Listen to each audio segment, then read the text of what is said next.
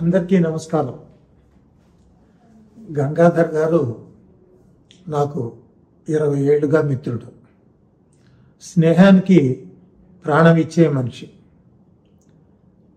ఆయన గురించి ఒక్క మాటలో చెప్పాలంటే గొప్ప సంఘజీవి. సమాజానికి నిరంతరం సేవ చేయాలనే తపనతో ఉండేటువంటి వ్యక్తి. ఈ జనాన్ని జాగృతం చేయాలని పాత్రికేయ పాత్రను స్వీకరించాడు. కానీ అది కేవలం లౌకిక అవసరాల వరకే పరిమితం అవుతుంది అని భగవంతుడు చక్కని గాత్రం ఇచ్చాడు.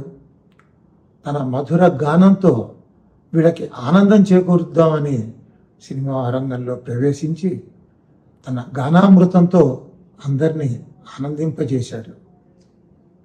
ఆయన అక్కడ తృప్తి పొందల.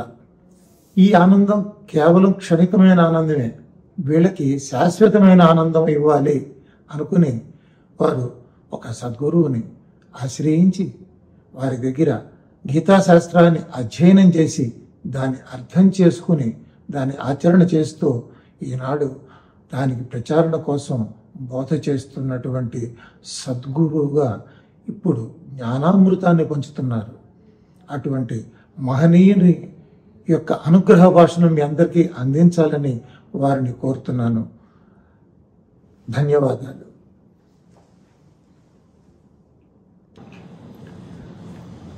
వసుదేవసుతం దేవం కంసచాణూరమర్దనం దేవకీ పరమానందం కృష్ణం వందే జగద్గురుం. జై శ్రీకృష్ణ. జై శ్రీకృష్ణ. ప్రపంచంలో అత్యధిక ప్రాంతం అజ్ఞానాంధకారంలో మునిగి ఉన్న సమయంలో భారతదేశం ఆధ్యాత్మిక ప్రకాశమై జాగృతమై విరాజిల్లింది అని అనేక ఉపనిషత్తులకి పీఠికలు రాసిన మహాత్ములెందరో జ్ఞానులెందరో ఈ ప్రపంచానికి చెప్పి ఉన్నారు. వేదాలు పరమాత్ముని ముఖపద్మం నుండి జ్ఞాన సందేశంగా ప్రపంచానికి అందించబడితే అవి జనసామాన్యానికి చాలా దూరంగా ఉన్నాయనే భావన ఉంది. వేదాంతాలుగా ప్రసిద్ధి చెందిన ఉపనిషత్తులు కూడా జనసామాన్యానికి దగ్గరగా లేవనే భావన ఉంది.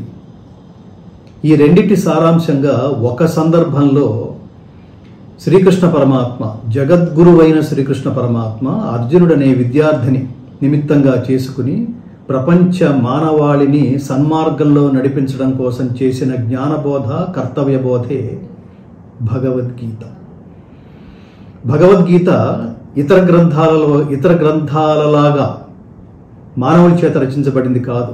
సాక్షాత్తు పరమాత్మని ముఖపద్మ నుండి వెలువడిన మహోత్కృష్టమైన దివ్య సందేశం ప్రతి మానవుడు ఆచరించవలసింది, ఆచరించతగింది భగవద్గీత. భగవద్గీత లోతులకు వెళితే మనకు అర్థమయ్యేది భగవద్గీత కేవలం హైందవ జాతి సముద్ధరణ కోసం బోధించబడింది కాదు మిత్రులారా. భగవద్గీత యావత్ మానవ జాతి సముద్ధరణ కోసం పరమాత్ముడు మనందరికీ అందించింది. అయితే దీన్ని జనసామాన్యానికి మరింత చేరువలోకి తీసుకువెళ్ళడం కోసం నాకు గురుతుల్యులైన మహాత్ములు సామాన్యులకు అందుబాటులో ఉండే శైలిలో, సరళిలో భగవద్గీత మనిషిని మనీషి చేస్తుందా, గీత మనిషిని మనీషిగా చేస్తుందా అనే గ్రంథాన్ని రచించి సామాన్యులకి, ఇటు విద్యార్థుల నుంచి అటు రిటైర్మెంట్ దశలో ఉన్న వాళ్ళ వరకు, అంటే పండితుల నుంచి పామరుల వరకు అర్థమయ్యే సులభ శైలిలో అందించేందుకు చేసిన ప్రయత్నం మహాద్భుతం, విశేషమైన ప్రయత్నం. ఈ ప్రయత్నం చేసిన మహాత్ములు వేదమాతరం పత్రిక సంపాదకులు బ్రహ్మశ్రీ శ్రీమాన్ విశ్వనాథ శోభనాద్రి అనే మహాత్ములు. వారి కార్యాచరణకు పూనుకోవడం, సిద్ధులవ్వడం నాకు చాలా ఆనందం కలిగించింది. వర్తమాన సమాజంలో ఇవాళ ప్రతి మనిషికి చేరవలసింది భగవద్గీత. భగవద్గీత అంటే మతం కాదు, జ్ఞానం. భగవద్గీత అంటే మతం కాదు, ధర్మం. భగవద్గీత అంటే సర్వ మానవాళికి ఆశాదీపం, సాధకులకు కల్పవృక్షం. భగవద్గీత నేర్చుకుంటే, గీత నేర్చుకుంటే రాత మార్చుకున్నట్టే. భగవద్గీత జీవన గీత, మరణ గీత కాదు, కారాదు. భగవద్గీతని సర్వమానవులకి ఒక కర్తవ్యాచరణ గ్రంథంగా, ప్రతినిత్యం పఠించవలసిన గ్రంథంగా, భగవద్గీతకి ప్రత్యేకంగా నాలుగు మెట్ల లాంటి ఉపదేశాలు ప్రతి ఒక్కళ్ళు చేస్తుంటారు. మొదటి ఉపదేశం భగవద్గీతని మొదటి దశలో భగవద్గీతని చదవటం, రెండవ దశలో భగవద్గీతని అర్థం చేసుకోవటం, మూడవ దశలో భగవద్గీతని ఆచరణ పేరుతో సాధన చేయటం, నాలుగవ దశ భగవద్గీతని ప్రచారం చేయటం. ఇన్ని దశలు పూర్తి చేసుకుని వాళ్ళ భగవద్గీతని ప్రచారం చేయడం ద్వారా గీత మనిషిని మనీషిగా చేస్తుందా అనే సందేహం ప్రతి వాళ్ళకి వచ్చేది. ఈ సందేహ నివృత్తి కోసం కర్మ, భక్తి, జ్ఞాన మార్గాలలో సులభ శైలిలో మనందరినీ నడిపించడం కోసం ఆ మహాత్ములు చేసిన ఈ విశేషమైన కృషికి నేను చూసిన వాడిగా, దాన్ని పఠించిన వాడిగా, దాన్ని అర్థం చేసుకునేవాడిగా, ఆయన జన్మ తరించడమే కాకుండా చదివే లేదా ఇప్పుడు ఆడియో బుక్ రూపంలో, ఆడియో పుస్తక రూపంలో ఇవాళ మన ముందుకి వచ్చిన నేపథ్యంలో ఆ మహాత్ముల పాదాలకి సాష్టాంగ నమస్కారం చేస్తూ జాతిని ఉద్ధరించడానికి ఆయన చేసిన ఈ మహోత్కృష్టమైన ప్రయత్నం ప్రతి ప్రతి ప్రతి మనిషికి చేరాలని, వాళ్ళ హృదయాల్లో పరమలక్ష్యం ఏర్పరిచేట్టుగా మనకి స్ఫూర్తిని అందించాలని, అందుకు ఆ పరమాత్మ అనుగ్రహం మనందరికీ సంపూర్ణంగా లభించాలని హృదయపూర్వకంగా కోరుకుంటూ, కర్మని భక్తి శ్రద్ధలతో ఆచరిస్తే మనకి లభించేది జ్ఞానమే అని పరమాత్మ చెప్పినట్టు ఆ జ్ఞాన మార్గంలో మీరందరూ కూడా భగవద్గీత జ్ఞాన మార్గంలో మనందరం నడిచి స్వార్థం లేని ఉత్తమ సమాజ నిర్మాణం కోసం మనందరం పాటుపడే విధంగా మనకి ఈ ఆడియో బుక్ స్ఫూర్తినివ్వగలదని విశ్వసిస్తూ, అందుకు పరమాత్మ అనుగ్రహం మన మీద సంపూర్ణంగా ఉండాలని ప్రార్థిస్తూ కోరుకుంటూ, జై శ్రీకృష్ణ. సర్వే జనా సుఖినో భవంతు. 18వ అధ్యాయం మోక్ష సన్యాస యోగం. సన్యాసము, త్యాగము. మహాబాహో హృషీకేశ, కేసి నిషూదన, సన్యాసము, త్యాగం తత్వం వేరు వేరుగా తెలుసుకోవాలనుకుంటున్నాను.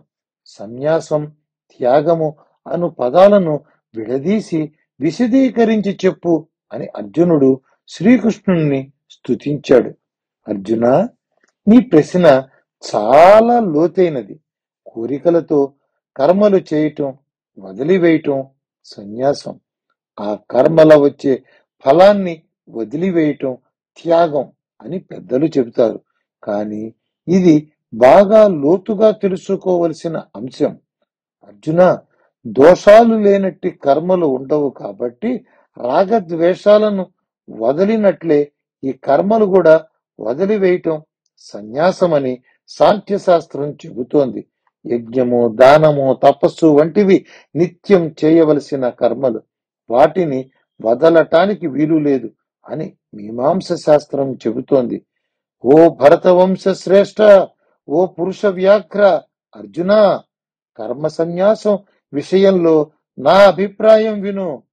త్రిగుణములను బట్టి త్యాగం కూడా 3 రకాలుగా ఉంటుంది అని పెద్దలు చెప్పారు.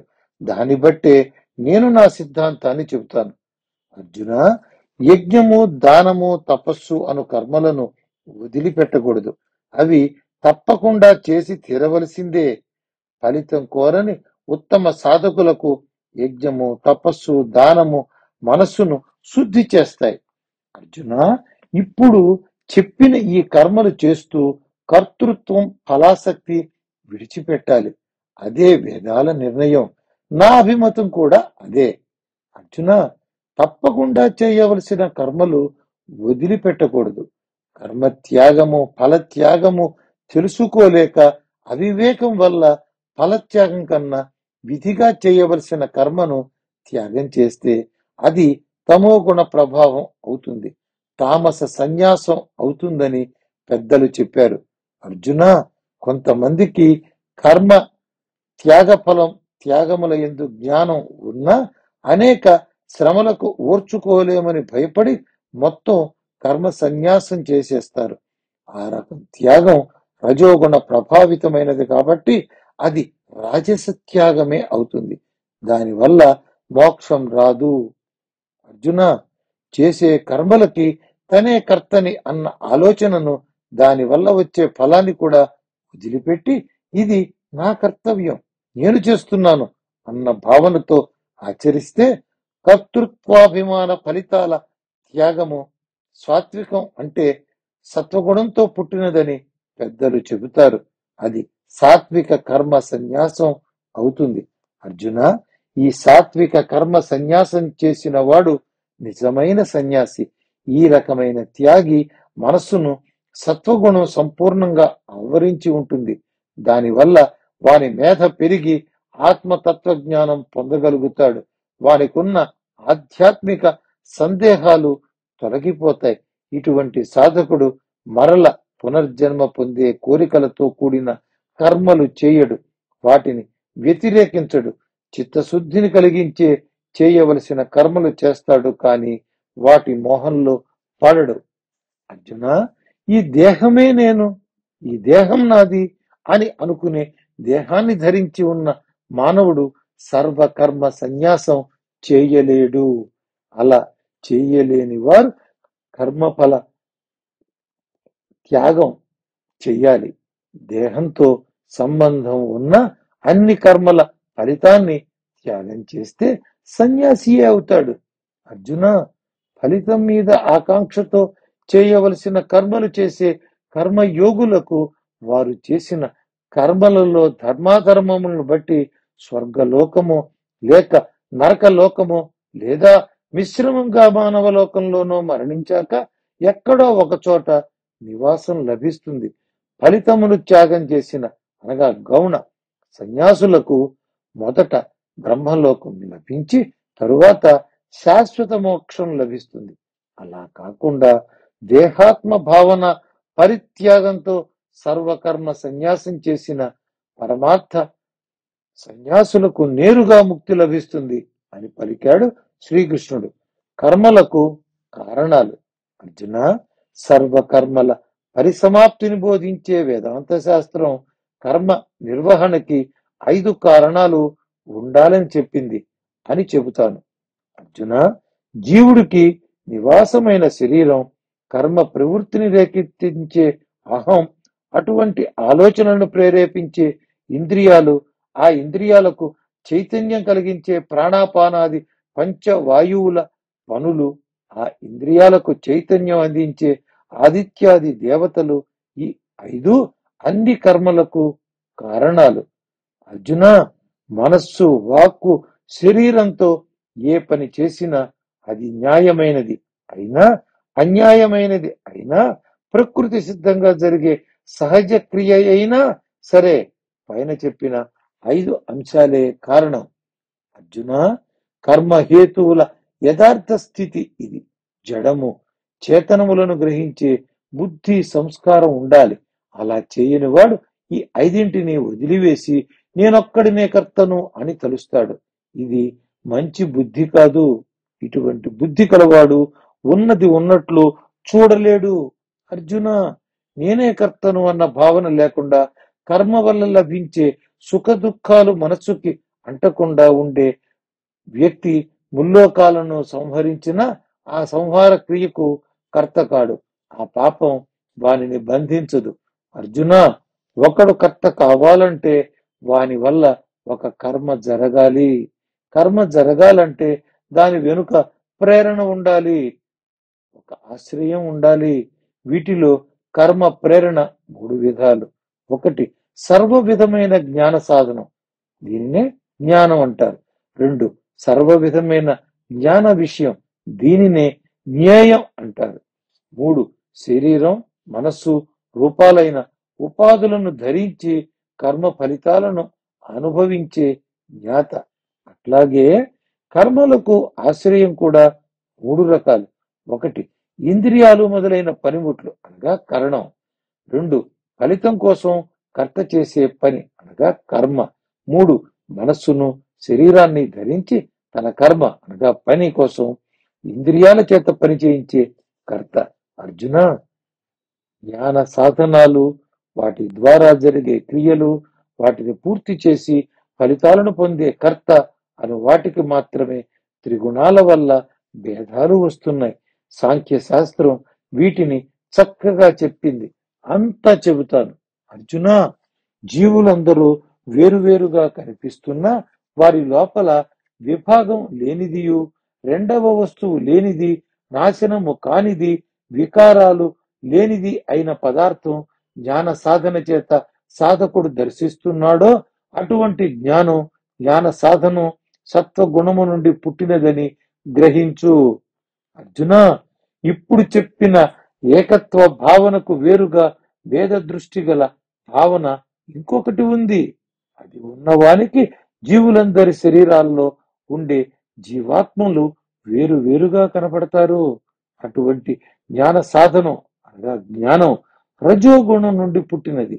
అది నీకు ఉంటే వెంటనే సవరించుకో అని శ్రీకృష్ణుడు అర్జునునికి చెప్పాడు.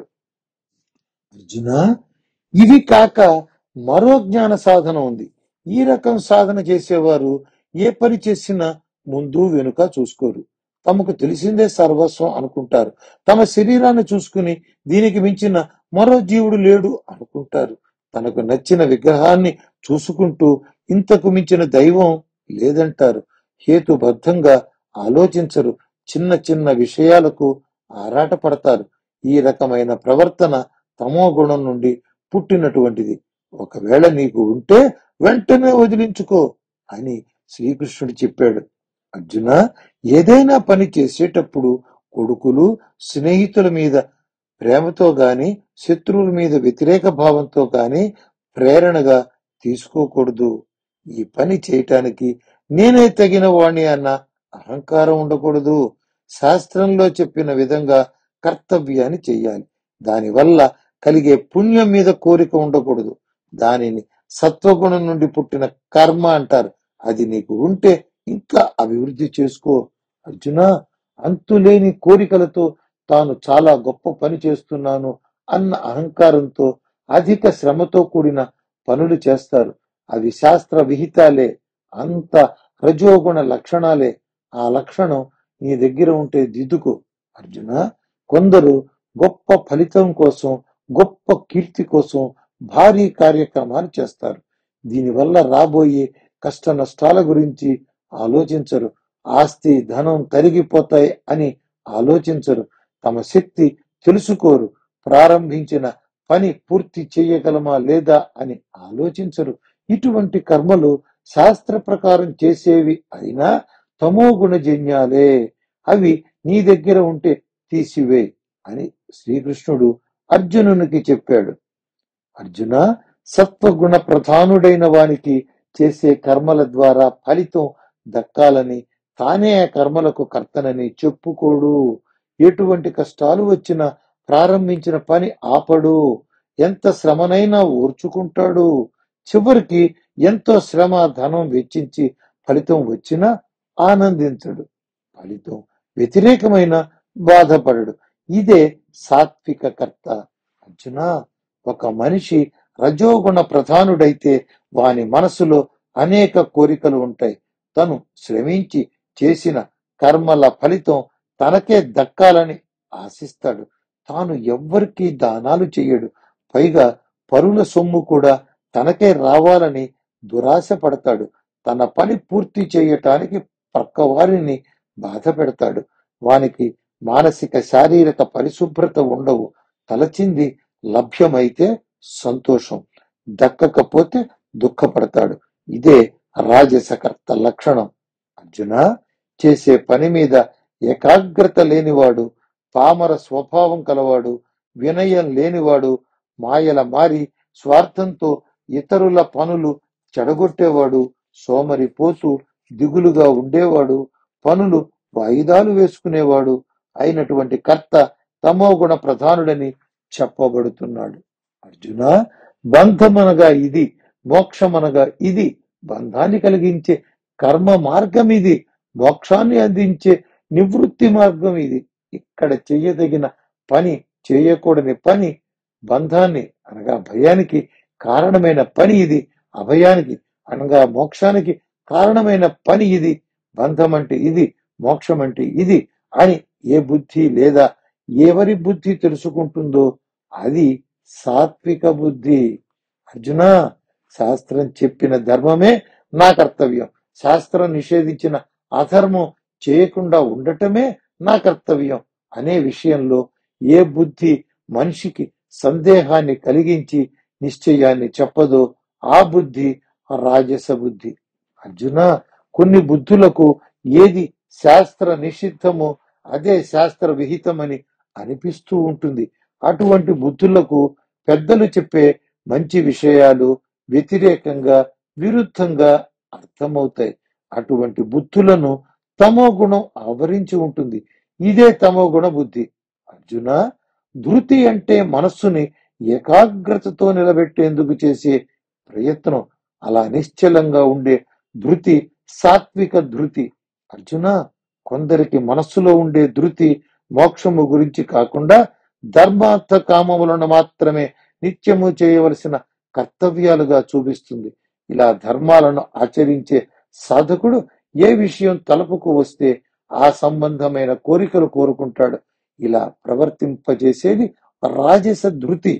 అర్జున, కొందరి ధృతి వల్ల వారి బుద్ధి పాడైపోతుంది. దానివల్ల వారు అతి నిద్రను, భయాన్ని, సంతాపాన్ని, ఇంద్రియముల అలసత్వం, విషయ భోగాల మత్తుని తాము నిత్యం చేసే సాధారణ కార్యకలాపాలుగా భావించి వాటిల్లో మునిగి తేలుతూ ఉంటారు. అలా చేయించేది తామస ధృతి. అర్జున, ఇంత దాకా క్రియలను, కారకులను విడగొట్టి చూపించాను. వాటి ఫలితంగా వచ్చే సుఖాన్ని గుణపరంగా విడగొట్టి చెబుతాను. అర్జున, సాధన ప్రారంభించిన దశలో ఇంద్రియ నిగ్రహం వంటి ప్రయత్నం చాలా కష్టంగా ఉంటుంది. సాధన పెరుగుతున్న కొద్దీ అది ఇష్టంగా మారుతుంది. సాధన పరిపక్వమై సమాధి స్థితి కలగటం వలన అమృతంలాగా ఉంటుంది. అక్కడే సుస్థిరంగా ఉంటే శాశ్వతంగా దుఃఖం నివారించబడుతుంది. అదే ఉపనిషత్తు చెప్పిన సుఖం. సాధకుడి బుద్ధి ప్రశాంతిలోంచి పుడుతుంది. అదే సాత్విక సుఖం. అర్జున, లోకంలో సామాన్యంగా అందరూ అనుభవించే సుఖం వేరే ఉంది. అది శబ్దములు మొదలైన వాటి విషయాలకు, చెవులు మొదలైన ఇంద్రియములకు కలిగే సంయోగం నుండి పుడుతుంది. ఇది మొదట్లో అమృతంలాగా ఆనందాన్ని ఇస్తుంది. అనుభవం చివరికి వచ్చినప్పుడు సహజంగా జరిగే పరిణామాలకి అవి విషంలాగా బాధిస్తుంది. అది రాజస సుఖం. అర్జున, నిద్ర, సోమరితనం, పొరపాటు అను వాటి నుండి ఒక సుఖం పుడుతుంది. ఇది ప్రారంభంలోనూ అర్జున, ఇంద్రియాలను నిగ్రహించుకోవటం, శారీరక, మానసిక, వాచిక తపస్సులు, లోపల బయట శుచిత్వం, ఓర్పు, ముక్కుసూటితనం, ఆధ్యాత్మిక శాస్త్ర జ్ఞానం, అజ్ఞానం వలన అనుభూతి, వేద శాస్త్రాల యందు, భగవంతుని యందు విశ్వాసము అనేవి బ్రాహ్మణులకు స్వభావ సిద్ధమైన కర్మలు. అర్జున, పరాక్రమం, తోటి వారిని భయపెట్టే స్వభావం, పట్టువదలని ఉత్సాహంతో కూడిన ధైర్యము, కార్యము నిర్వహించుటలో సమర్థత, యుద్ధాలలో ప్రాణం పోతున్నా వెన్ను చూపకుండా నిలబడే తెగింపు, దానశీలత్వము, జనులను శాసించి నడిపించగల శక్తి అనేవి స్వభావ సిద్ధమైన క్షత్రియ కర్మలు. అర్జున, పంటలు పండించటం, పశువులను పోషించటం, వ్యాపారం అనేవి స్వభావ సిద్ధమైన వైశ్య కర్మలు. ఆయా వృత్తుల వారికి సహకారం అందించి ప్రతిఫలం పొందటమే స్వభావ సిద్ధమైన శూద్ర కర్మ. అర్జున, ప్రతి మానవుడు తనకు చెప్పబడిన కర్మను శ్రద్ధతో ఆచరిస్తే తప్పక జ్ఞాన నిష్ఠ యోగ్యతను అందించే ఒక గొప్ప సిద్ధి లభిస్తుంది. అయితే స్వధర్మ కర్మలను ఆచరించాల్సిన విధానం నీకు చెబుతాను. అలా ఆచరిస్తే జ్ఞాన నిష్ఠ కలుగుతుంది. అర్జున, జీవుల ఉత్పత్తికి మూల బిందువు అంతర్యామి. ఆ జీవుల కర్మ ప్రవృత్తికి కూడా మూల బిందువే. ప్రతి మానవుడు తన ధర్మాన్ని తాను పాటిస్తూ ఆ ఫలాన్ని పరమేశ్వరునికి అర్పించటమనే అర్చన చేస్తే మానవునికి జ్ఞాన నిష్ఠ యోగ్యత అనే సిద్ధి లభిస్తుంది. అర్జున, పరాయి ధర్మాన్ని శ్రద్ధగా పాటించటం కంటే స్వధర్మాన్ని తప్పులున్నా ఆచరిస్తే ఉత్తమం. ఎందుకనగా సామాజిక పరిస్థితి బట్టి శాస్త్రం తనకు చెప్పిన ధర్మం ఎలా ఆచరించినా పాపం అంటదు. నీవు క్షత్రియుడు, యుద్ధం చేస్తే ఆ హింస వల్ల పాపం అంటదు. అర్జున, నిప్పును పొగ కమ్మినట్టుగా సృష్టిలో ప్రతి కర్మ అనగా స్వకర్మ పరకర్మలను ఏవేవో దోషాలు అంటి ఉంటాయి. ప్రతి ఒక్కరూ తప్పక తమ ధర్మాన్ని దోషాలున్నా ఆచరించక తప్పదు. అర్జున, స్వకర్మతో పరమాత్మను ఆరాధన చేస్తే పొందే జ్ఞాన నిష్ఠా యోగ్యత వల్ల ఏమి పొందుతాడో తెలియచెప్తాను. అహంకార మమకారములకు కారణమైన భార్య పుత్ర ధనముల యందు మమకారం పోతుంది. వాని మనస్సు వాని వశంలో ఉంటుంది. దానివల్ల భోగముల యందు ఆసక్తి పూర్తిగా నశించిపోతుంది. పరమాత్మ తత్వం ఉన్నది ఉన్నట్లుగా కనపడుతుంది. దానితో సర్వకర్మ సన్యాసం అనుకోకుండా పొందుతాడు. ఆత్మతత్వవేత్తల స్వస్వరూపమైన ఆత్మస్వరూప ప్రాప్తి అను సిద్ధి లభిస్తుంది. దీనినే నైష్కర్మ సిద్ధి అంటారు. ఇది కర్మజన్య సిద్ధి కన్నా చాలా సర్వోత్తమమైనది జ్ఞాన సాధనా విధానం.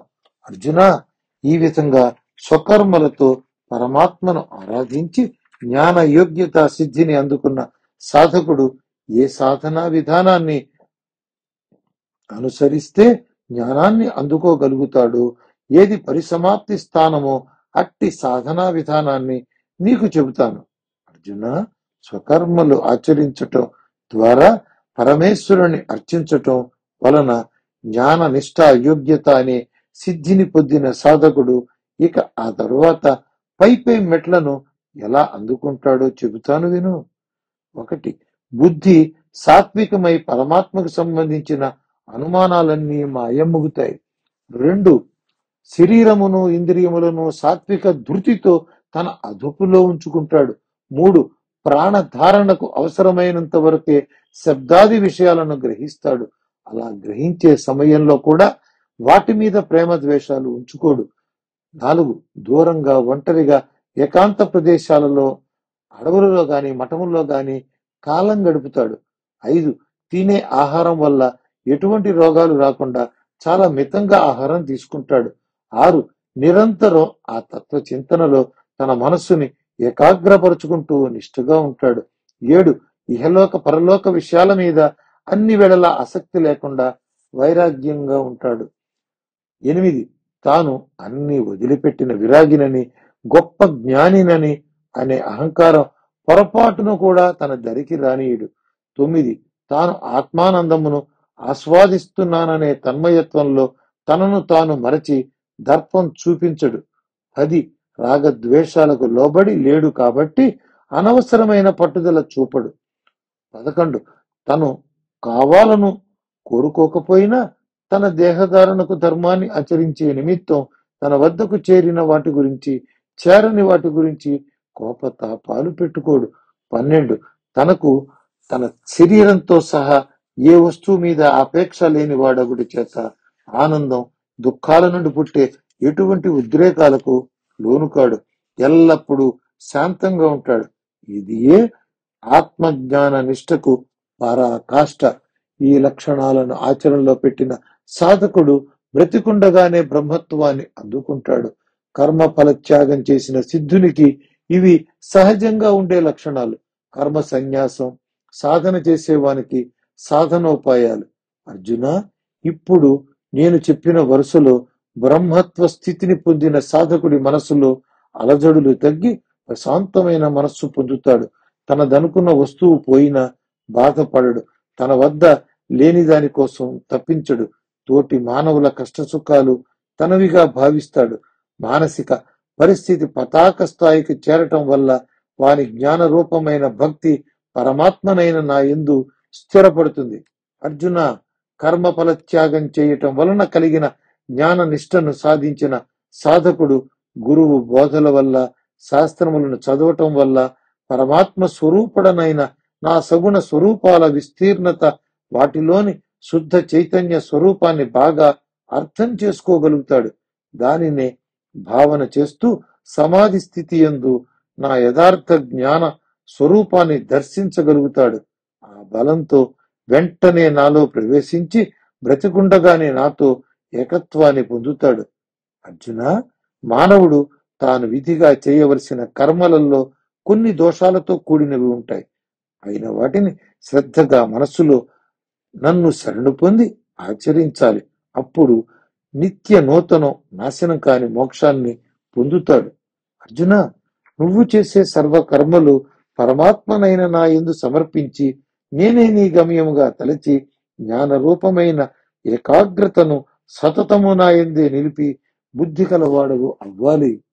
అర్జున, నేను చెప్పినట్లుగా నీ బుద్ధిని, నీ దృష్టిని నా మీదే ఉంచి నీ స్వధర్మాన్ని ఆచరిస్తే నా సంపూర్ణ అనుగ్రహం నీకు లభిస్తుంది.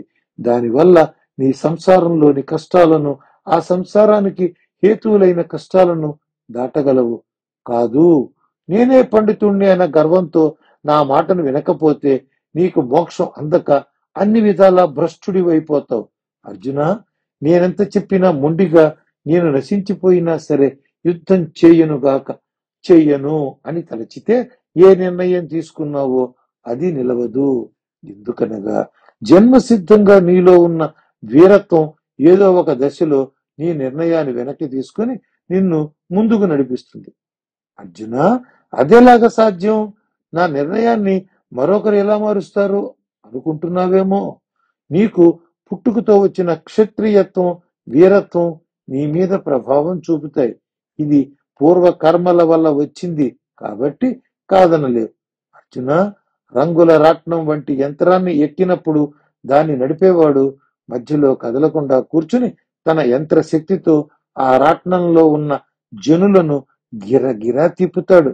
అలాగే జీవులందరిలో ఉండే పరమాత్మ అందరి హృదయాలలో కదలకుండా కూర్చుని దేహాభిమానం అనే యంత్రాన్ని ఎక్కిన జీవులను మాత్రం తన మాయాశక్తితో గిరగిర తిప్పుతూ ఉంటాడు.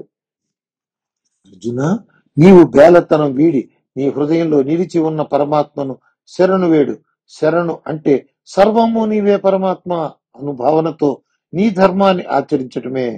నీ భావన, ఆచరణ నీ హృదయం అంతా వినియోగించి చేయాలి. దానివల్ల నీకు శాంతి లభిస్తుంది, మోక్ష స్థితి లభిస్తుంది. అర్జున, ప్రపంచంలో ఉన్న జ్ఞానాలన్నిటిలోకి అతి రహస్యమైన తత్వజ్ఞానాన్ని, దాన్ని అందుకోగల ఉపాయాలను నీకు తెలియచేశాను. 1కి 10 సార్లు విమర్శనాత్మకంగా పునరాలోచించు. ఆఖరికి నీకు నచ్చినట్లు నిర్ణయం తీసుకో అని శ్రీకృష్ణుడు అర్జునునికి చెప్పాడు. అర్జున, నీ మీద నాకు చాలా ప్రేమ. నీకు ఏది శ్రేయస్సని తోస్తుందో ఆ ఉపాయాన్ని మరోసారి చెప్తాను. ఈ మాట పరమ రహస్యమైనది, అతి శ్రేష్టమైనది. జాగ్రత్తగా విను. అర్జున, నువ్వంటే నాకు చాలా ఇష్టం. అందుకే నీకు సత్య ప్రతిజ్ఞ చేసి చెబుతున్నాను. నీ మనస్సును అన్ని వేళల యందు నా మీదే ప్రేమతో నిలుపు. నీ స్వధర్మాన్ని ఆచరించి ఆ కర్మ ఫలాన్ని అహంకారం లేకుండా వినయంతో, భక్తితో నమస్కరిస్తూ నాకు సమర్పించు. అలా చేస్తే సర్వవ్యాపిని పరమాత్మనైన నన్ను చేరతావు. అర్జున, ధర్మాధర్ములైన అన్ని కర్మలను వదిలిపెట్టి అద్వితీయుడనైన నన్ను అభేద బుద్ధితో శరణు పొందు. అప్పుడు నేను నిన్ను సంసార బంధాలను కలిగించే పాప పుణ్యాల నుండి విముక్తుణ్ణి చేస్తాను. కాబట్టి దుఃఖించకు అని పలికాడు శ్రీకృష్ణుడు. గీతా శాస్త్రం. అర్జున, నేను నీకు ఉపదేశించిన జ్ఞానాన్ని అనగా గీతా శాస్త్రాన్ని నువ్వు యోగ్యులైన వారికి ఉపదేశం చెయ్యి. కానీ ఈ విషయాలు గుర్తుపెట్టుకో. 1, ఏకాగ్రత లేని వారికి చెప్పవద్దు. 2, ఏకాగ్రత ఉన్నా కూడా దేవుని మీద, గురువు యందు భక్తి లేని వారికి చెప్పవద్దు. 3, పై 2 ఉన్న తత్వశాస్త్రం వినాలనే ఆసక్తి, అందుకు తగ్గ బుద్ధి బలము, గురుసేవ లేకపోతే చెప్పవద్దు. 4 ఒకవేళ ఇవన్నీ ఉన్నా శ్రీకృష్ణుడు మంచివాడు కాదని, అహంకారి అని, సామాన్య మానవుడని ఇటువంటి అసత్య ఆరోపణలు చేసే వారికి అస్సలు చెప్పవద్దు. 5 యోగ్యత లేని వారికి చెప్పవద్దు, యోగ్యత ఉన్నవారికి తప్పకుండా చెప్పవలసింది. అర్జున, ఇప్పటిదాకా మనమిద్దరం చేసిన సంవాదం ఒక ఉత్తమ రహస్య తత్వశాస్త్రం. దీనిని శ్రద్ధగా చదివి అందువల్ల నా మీద కలిగే భక్తిని తన హృదయంలో స్థిరంగా నిలబెట్టుకున్నవారు ఇతరులకు బోధించేటప్పుడు ఇతర యోగ్యతలు ఉన్నా లేకపోయినా కేవలం నా మీద నిజమైన భక్తి ఉంటే చాలు, అటువంటి వారికి ఉపదేశించవచ్చు. అలా ఉపదేశించే గురువులు నన్ను పొందుతారు, అంటే ముక్తిని పొందుతారు. ఇందులో అనుమానం లేదు. అర్జున, ఇలా ఈ గీతా శాస్త్రాన్ని ఈ విధంగా శిష్యులకు బోధించే గీతా సంప్రదాయాన్ని విస్తరింపజేసేవారంటే నాకు అధిక ప్రియులు ఈ లోకంలో వేరెవరూ ఉండరు, ముందు ముందు పుట్టరు. అర్జున, ఇప్పటిదాకా మనమిద్దరం సాగించిన సంభాషణ మొత్తం మోక్ష ధర్మం నుండి పక్కకు వెళ్లకుండా నడిచింది. అందుచేత దీనిని అధ్యయనం చేసేవారు నన్ను అర్చించటానికి చేసిన జ్ఞాన యజ్ఞం అవుతుంది. ఇది నా నిర్ణయం. అర్జున, ఈ గీతాశాస్త్రం అర్థం పూర్తిగా తెలుసుకోలేకపోయినా ఈ శ్లోకాలు మాత్రం పారాయణ చేసిన ఎవరైనా చేస్తుంటే విన్నా చాలు. అయితే వినటం, చదవటం శ్రద్ధగా చెయ్యాలి. చదివే వారి మీద, చదివించే వారి మీద నిందారోపణ చేసే బుద్ధి లేకుండా చూసుకోవాలి. మానవులు ఇలా చేస్తే వారి పాపాలన్నీ పోయి పుణ్యాలు పెరుగుతాయి. యజ్ఞ యాగాది పుణ్యకర్మలు చేసే వారికి లభించే స్వర్గాది పుణ్యలోకాలు లభిస్తాయి. అర్జున, పార్థ, ధనుంజయ, నేను ఉపదేశించిన ఈ గీతా శాస్త్రాన్ని నువ్వు ఏకాగ్రత కలిగిన మనస్సుతో విన్నావా? నీ అజ్ఞానం వలన కలిగిన అవివేకం పూర్తిగా నశించిందా అని శ్రీకృష్ణుడు అర్జునుడిని అడిగాడు. చ్యుతిలేని అచ్యుత పరమాత్మ, నీ దయ వలన నా అజ్ఞానం, దాని వల్ల పుట్టే అన్ని రకాల అవివేకాలు పూర్తిగా తొలగిపోయాయి. పూర్వం నేను నేర్చుకున్న ఆత్మజ్ఞానం జ్ఞప్తికి వచ్చింది. ఇంకా నాకు ఏ సందేహాలు లేవు. నీ ఆజ్ఞలో స్థిరంగా నిలబడ్డాను. నువ్వు చెప్పినదే నాకు శాసనం అని అర్జునుడు శ్రీకృష్ణుడికి చెప్పాడు. ఇక్కడితో శ్రీకృష్ణార్జున సంవాదంగా నడిచిన గీతా శాస్త్రం పూర్తి అయింది. వ్యాస భగవానుడు కథలోకి వస్తున్నాడు.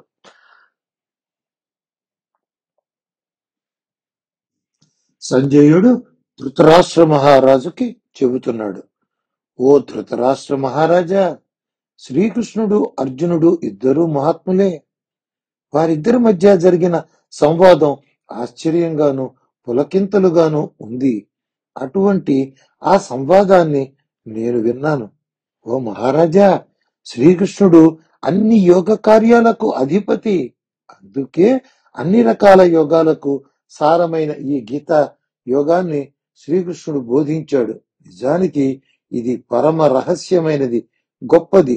వ్యాస భగవానుడు నాకు దివ్య నేత్రాలను, దివ్య కర్ణాలను అనుగ్రహించినందువల్ల నేరుగా శ్రీకృష్ణ పరమాత్మ ఉపదేశం చేస్తుండగా ఆయన నోటి నుండే సూటిగా విన్నాను. మహారాజా, వారి సంవాదమును ఏమి వర్ణించను? అది వింటే చాలు, పాపాలు తొలగిపోతాయి. మరచిపోలేకపోతున్నాను. మరల అదే గుర్తుకు వస్తోంది. ఆనందం పొంగి పొర్లిపోతోంది. మహారాజా, శ్రీకృష్ణుడు సాక్షాత్తు పరమాత్మే. ఆయన చూపించిన విశ్వరూపం ఎంతో ఆశ్చర్యకరమైనది. దానిని మరువలేకపోతున్నా. మరల గుర్తుకు వస్తుంది. గుర్తు వచ్చినప్పుడల్లా ఆశ్చర్యంతో తల మునకలవుతున్నాను. ఆశ్చర్యమే కాదు, ఆనందం కూడా కలుగుతుంది. మహారాజా, యోగ విద్యలన్నింటికీ అధిపతి అయిన శ్రీకృష్ణుడు గాంధీవమును ధరించిన అర్జునుడు ఏ పక్షంలో ఉన్నారో ఆ పక్షంలో రాజ్యలక్ష్మి, యుద్ధములో విజయము, ఉత్తరోత్తరాభివృద్ధి, రాజనీతి అనేవి సుస్థిరంగా ఉంటాయి. ఇది నా నిశ్చితాభిప్రాయం. కావున పాండవులను గెలుస్తామని ఆశను వీడి వారిని పిలిచి సంధి చేసుకో అని సంజయుడు ధృతరాష్ట్రునికి తన అభిప్రాయం చెప్పాడు. అందరికీ నమస్కారం. ఈ వీడియో మీకు నచ్చినట్టయితే, ఇలాంటి మరిన్ని వీడియోలు చూడాలనుకుంటే మన ఛానల్ని లైక్ చేయండి, సబ్స్క్రైబ్ చేయండి. ధన్యవాదాలు.